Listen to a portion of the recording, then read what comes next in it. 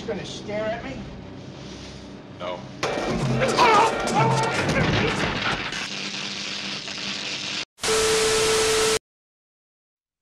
Halo Sobat Santuy, today is the day. Jumpa lagi bersama gua di channel Warung Santuy. Apa kabar kalian semua? Semoga kalian baik-baik saja dan tetap santuy. Pada video kali ini gua akan membahas alur cerita film yang berjudul Koma yang dirilis pada tahun 1978. Oke, daripada kalian penasaran, tanpa basa-basi lagi, kita langsung masuk aja ke isi filmnya.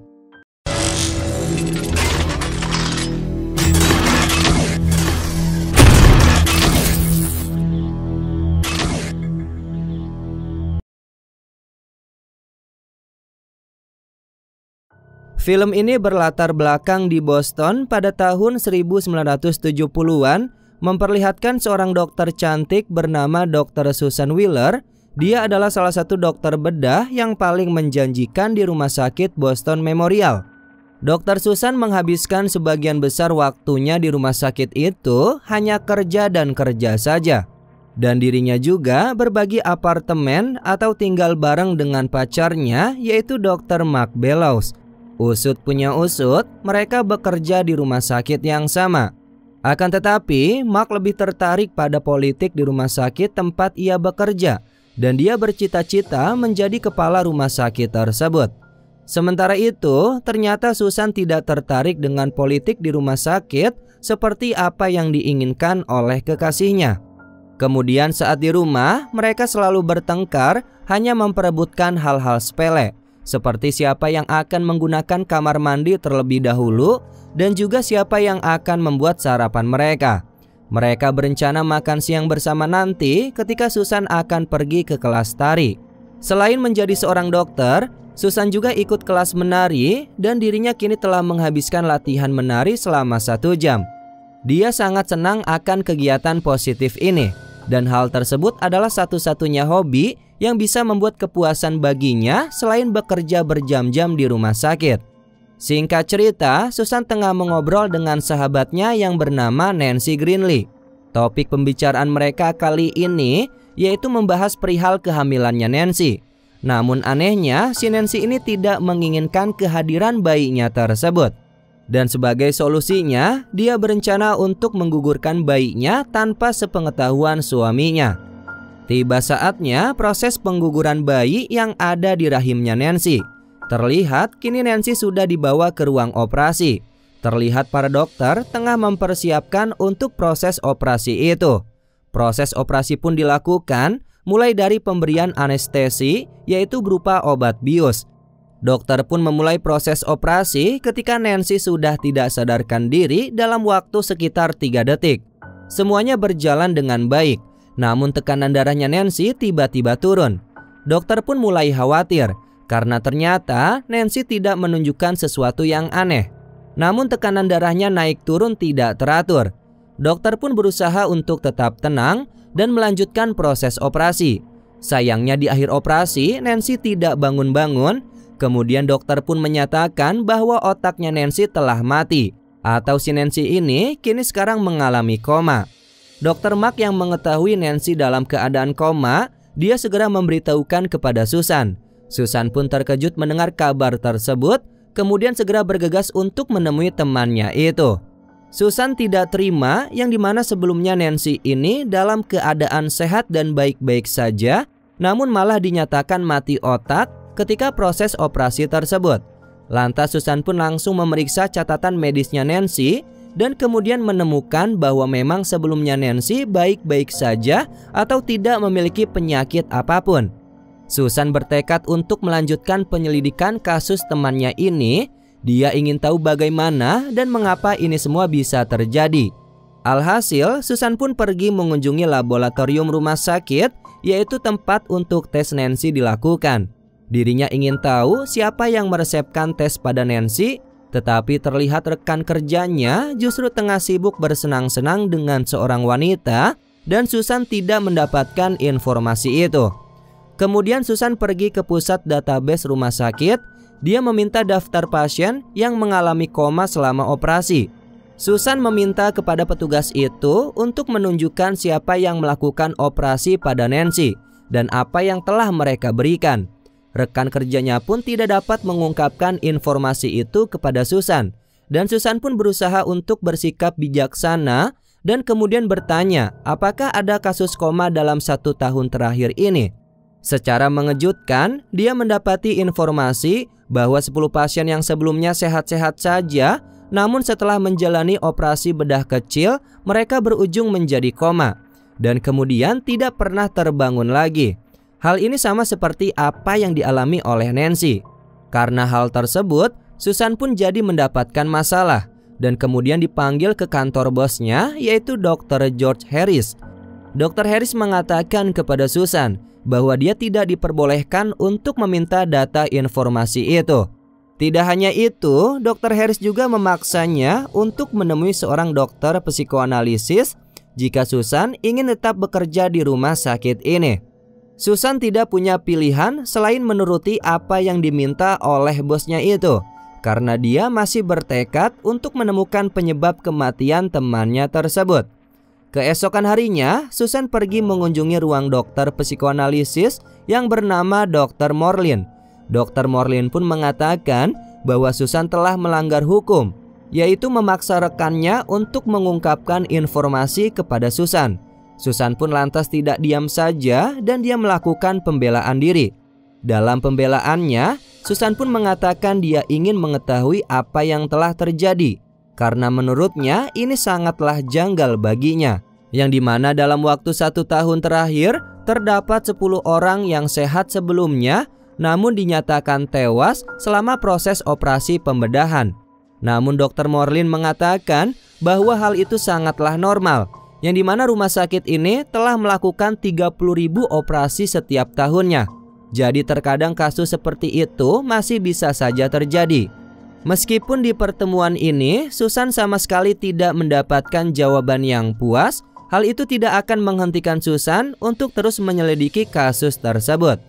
Singkat cerita, terdapat pasien lain yang tengah menjalani operasi kecil, dan Susan pun mengetahui hal tersebut. Tapi lagi-lagi pasien itu mengalami koma setelah melakukan operasi kecil itu. Pada titik ini, kecurigaan Susan semakin meningkat. Kemudian, Susan pun berkonsultasi dengan pacarnya. Di sini, Mark memberitahu Susan untuk berhenti memikirkan hal itu, karena Mark sendiri percaya bahwa hal tersebut hanyalah suatu hal kebetulan saja. Menurut Mark, resiko seperti itu pasti akan selalu ada ketika seseorang menjalani operasi, baik operasi kecil maupun operasi besar. Meskipun telah diperingatkan oleh Dr. Harris, tidak membuat Susan untuk berhenti menyelidiki kasus yang dirasa sangat janggal itu. Kemudian, Susan pergi menemui Dr. George, yaitu seorang dokter kepala anestesi. Susan berkata bahwa dia ingin melihat catatan dari 10 orang pasien sebelumnya yang ujung-ujungnya jatuh koma pasca melakukan operasi bedah kecil. Dr. George pun lantas mengatakan bahwa mereka tidak menyembunyikan apapun dan semua informasi mengenai kasus koma ada di dalam suatu file. Dr. George pun mengungkapkan bahwa operasi dilakukan oleh ahli bedah yang berbeda dan juga setiap pasien memiliki masalah kesehatan yang berbeda. Dan satu-satunya kesamaan di antara kematian tersebut yaitu koma yang tidak dapat dijelaskan. Susan pun meminta untuk melihat file data pasien yang dirasa ini ada sesuatu yang janggal. Mendapatkan perlakuan dari Susan, Dr. George pun menganggap Susan ini telah bertindak ofensif dan mengklaim bahwa Susan menyalahkannya atas kematian yang terjadi kepada 10 orang pasien dalam setahun terakhir ini. Singkat cerita, kini Susan dan Mark tengah berada di kantin rumah sakit. Di momen tersebut, Mark memberitahukan Susan bahwa Dr. George adalah orang yang berpengaruh dan kuat posisinya di rumah sakit ini, dan bisa berbahaya untuk Susan apabila membuatnya marah atau menantangnya. Suatu hari, Susan pun mendapatkan kabar bahwa Nancy telah tewas dan akan dibawa untuk proses autopsi. Sehingga hal tersebut membuat Susan pergi ke ruangan autopsi untuk melihat proses autopsi pada mayatnya Nancy itu. Susan bertanya kepada ahli patologi yang sedang memeriksa mayatnya Nancy. Susan bertanya mengenai metode atau teknik untuk sengaja membuat seseorang menjadi koma. Kemudian salah satu ahli patologi menjelaskan bahwa keracunan karbon monoksida adalah cara terbaik untuk membuat seseorang bisa menjadi koma. Dengan metode atau teknik itu, maka tidak akan meninggalkan bukti apapun dan berhasil membuat seseorang menjadi koma. Setelah mendengar penjelasan dari dokter ahli patologi, Susan pun menyadari bahwa semua kasus seperti itu terjadi pada para pasien yang satu ruangan saat operasi.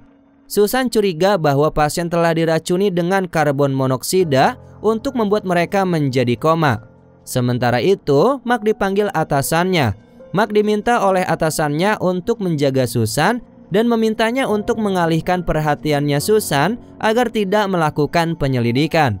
Atasannya Mark berkata, jikalau dia bisa melakukan hal tersebut, maka tahun depan Mark bisa diangkat menjadi dokter kepala rumah sakit. Di sisi lain, Dr. Harris menghampiri Susan, dirinya membahas topik yang sama. Kali ini, Dr. Harris menyarankan agar Susan mengambil cuti akhir pekan untuk mengatasi kesedihannya atas kematian Nancy. Kemudian, Susan dan Mark sudah berada di dalam apartemen mereka. Di sini, Susan dan Mark telah merencanakan cuti akhir pekan mereka dan berharap untuk bisa quality time. Singkat cerita, waktu quality time pun berlangsung, terlihat mereka pergi ke berbagai lokasi untuk bersenang-senang, yang dimana selama ini mereka disibukkan dengan pekerjaannya di rumah sakit. Susan mendesak Mark untuk pergi mengunjungi Institut Jefferson. Terlihat tanda plang terpampang di pinggir jalan raya. Ternyata setelah memasuki daerah itu, terlihat sangatlah sepi. Tidak membutuhkan waktu lama, Susan kemudian memasuki gedung dengan rasa penasaran. Sementara Mark menunggu di dalam mobil. Di dalam sana, Susan pun bertemu dengan seorang perawat yang memberitahunya bahwa janji kunjungan dijadwalkan pada hari Selasa pada pukul 11 pagi. Di sini, Susan yang bersikeras berkunjung karena dia kini sudah berada di sana. Tetapi sang perawat menolak kunjungannya itu. Singkat cerita, Susan pun kini sudah mulai kembali bekerja. Kelly, si petugas maintenance di rumah sakit ini memberikan Susan suatu petunjuk bahwa apapun yang Susan curigai adalah benar adanya. Petugas itu meminta Susan untuk menemuinya di ruangan maintenance. Namun pada malam itu, sayangnya Kelly tersengat listrik yang sengaja direncanakan oleh seorang pria tidak dikenal. No.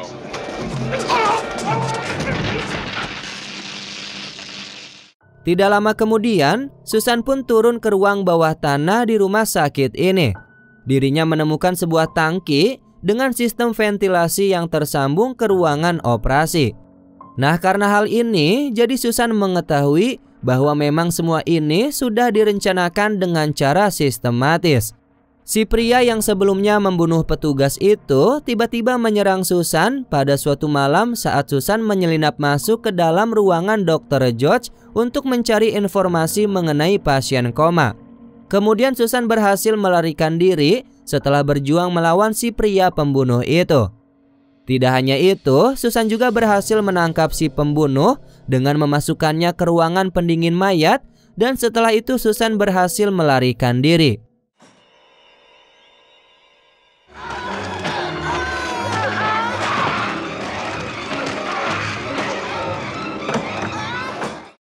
Sesampainya di apartemen, Susan langsung memberitahukan kepada kekasihnya atas semua yang telah terjadi. Dalam keadaan takut dan panik, Susan pun menjelaskan bahwa dirinya menemukan terowongan dan saluran gas yang memasok gas karbon monoksida ke ruangan operasi. Kekasihnya yang mendengarkan itu mencoba untuk menenangkannya. Dia memaksa Susan untuk berbaring di tempat tidur. Kemudian dia membuatkan teh, dan dia berkata bahwa mereka akan membicarakannya dengan minum teh agar sedikit tenang. Di sini Susan tidak bisa mempercayai Mark karena perilakunya yang mencurigakan itu. Hal tersebut membuat Susan melarikan diri secara diam-diam. Keesokan harinya, Susan baru saja terbangun di sebuah kamar hotel. Kemudian dirinya baru teringat bahwa dia harus pergi ke Institut Jefferson untuk suatu kunjungan yang sebelumnya disebutkan oleh perawat dan dirinya langsung bergegas untuk hal itu. Dan Susan pun datang secara tepat waktu.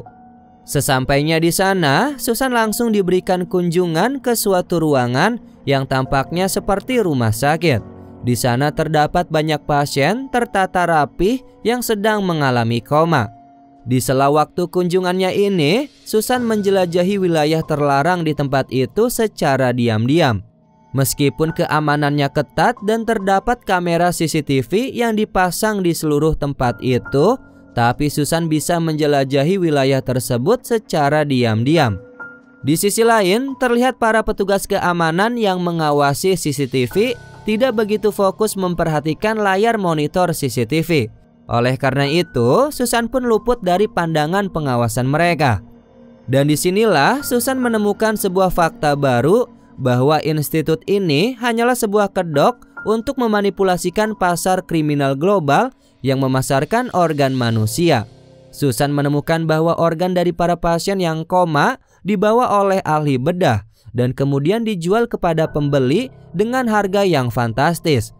Susan juga mendengar para perawat berbicara dan mereka menyebut berulang kali menyebutkan nama Dr. George. Sayangnya, petugas keamanan institut itu telah menyadari bahwa Susan menyelinap masuk secara diam-diam menyusuri ruangan rahasia di institut ini. Mereka kemudian mengumumkan di alat pengeras suara dan pergi untuk mengejar Susan. Hal tersebut membuat Susan hampir mustahil untuk melarikan diri dari institut ini. Meskipun keamanan yang ketat, Susan cukup licik dan cerdas untuk menghindar dari kejaran para petugas keamanan. Demi bisa keluar dari institut ini, Susan pun rela melakukan hal yang gila. Dirinya naik ke atap mobil ambulans, yang dimana mobil ambulans ini yang membawa organ-organ manusia untuk transplantasi. Setelah mengetahui semua dari kunjungannya ke institut itu, Susan meyakini bahwa Rumah Sakit Memorial Boston dengan sengaja telah menginduksi pasien dengan karbon monoksida, yang dimana organ-organ itu sesuai dengan persyaratan calon pembelinya. Susan pun menyimpulkan bahwa karbon monoksida disalurkan dari tangki yang tersembunyi ke dalam mesin anestesi yang ada di ruang bawah tanah rumah sakit ini. Dan hal tersebut membuat otak pasien jadi mati total, kemudian dinyatakan koma, dan setelahnya pasien tersebut pasti akan meninggal. Dan tampaknya mereka mengendalikan saluran itu menggunakan sinyal radio untuk membuat ini semua bisa berfungsi. Tidak lama kemudian, Susan pun pergi menemui Dr. Harris untuk memberitahunya mengenai suatu penemuannya. Susan pun berspekulasi bahwa Dr. George digadang-gadang merupakan dalang di balik semua kejahatan ini. Dr. Harris pun mengungkapkan keprihatinan dan kesedihannya setelah mendengarkan semua yang telah diceritakan dari hasil penemuannya Susan. Dr. Harris pun memberikan Susan minuman dan memintanya untuk bersantai sambil menyeruput minuman itu. Tidak lama kemudian, Susan merasakan tidak enak badan. Penglihatannya sedikit demi sedikit menjadi buyar. Disinilah Susan baru menyadari bahwa dirinya telah datang ke tempat yang salah. Sekarang Susan pun mengetahui bahwa Dr. Harris adalah dalang di balik operasi pengambilan organ manusia dari para pasien di rumah sakit ini. Tapi setelah Susan menyadari kebenaran itu, Dr. Harris ternyata sebelumnya telah memasukkan suatu obat ke dalam minumannya Susan yang bisa menyebabkan radang usus buntu. Kemudian Susan merasakan sakit yang luar biasa dan tidak dapat berbuat apa-apa, kemudian jatuh ke lantai. Setelah itu, Dr. Harris pun menghubungi seseorang dan memberitahukan sebuah informasi mengenai keadaan Dr. Susan yang mengalami gejala radang usus buntu. Sehingga Dr. Harris menyarankan bahwa Dr. Susan harus menjalankan proses operasi. Singkat cerita, kini Susan sudah berpakaian layaknya seperti pasien pada umumnya. Di sana juga terdapat Mark yang berdiri di sampingnya. Di momen tersebut, Susan memberontak. Dia tidak ingin proses operasi ini dilakukan. Tidak menyadari kebenaran, Mark pun tidak mempercayai Susan dan mengatakan kepadanya bahwa Susan memiliki gejala radang usus buntu. Lalu salah satu staf datang untuk memberitahukan Dr. Harris bahwa ruangan operasi nomor 7 telah siap untuk proses operasi. Tidak hanya itu, Dr. Harris juga meminta untuk disiapkan teman sekamar operasi sebagai gantinya. Di momen tersebut, Mark menjadi curiga dan apapun yang dikatakan Susan sebelumnya terlintas di benaknya.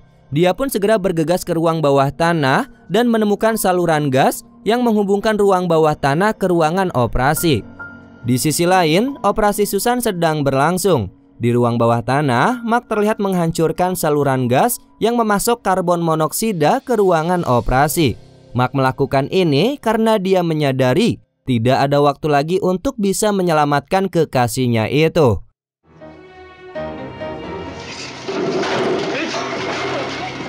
Setelah beberapa saat, diperlihatkan bahwa operasi Susan telah selesai. Dan Dr. Harris terkejut ketika dirinya melihat Susan terbangun setelah proses operasi. Dr. Harris tidak dapat memahami bagaimana Susan bisa baik-baik saja. Akhirnya ketika film berakhir, Dr. Harris menyadari bahwa dirinya kini telah ketahuan atas apa yang selama ini dilakukannya. Dan dia pun tidak dapat melarikan diri. Tidak lama kemudian, petugas kepolisian pun terlihat sudah berada di luar ruangan operasi dan menunggu Dr. Harris keluar lalu menangkapnya. Dan kemudian film ini pun selesai. Oke sobat santuy, itulah alur cerita film dari Koma. Ya, bagaimana menurut kalian tentang film lawas ini? Tulis pendapat kalian di kolom komentar ya. Mungkin itu saja penjelasan dari gua. Mohon maaf apabila ada kesalahan kata maupun isi video. Warung Santuy pamit. Dan jangan lupa untuk tetap santuy.